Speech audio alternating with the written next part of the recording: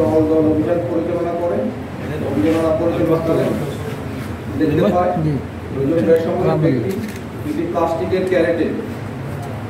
দুটি প্লাস্টিকের ক্যারেটে দাঁড়িয়েছিল। তো আমাদের টহল দল দেখে তারা ক্যারেট দুটি ফেলে পালিয়ে যায় এবং তৎক্ষণাৎ আমাদের টহল দল সেখানে উপস্থিত হয়ে তল্লাশি কার্যক্রম পরিচালনা করে।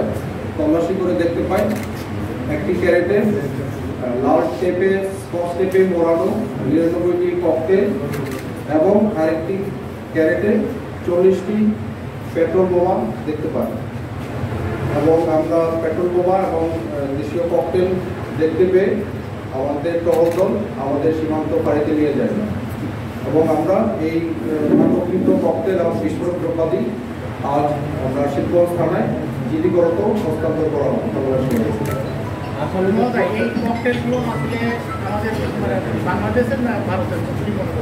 এটা আমরা যে দেখতে পাচ্ছি এটা আমাদের দেশীয় তৈরি এবং যে পেট্রোল বোমা যেটা ব্যবহার করা হয়েছে এটা 250 ml পানীয় কোক এবং ফান্টা মিরিন্ডা ইত্যাদি কাচের বোতল দিয়ে এটা বিশেষভাবে তৈরিকৃত পেট্রোল বোমা।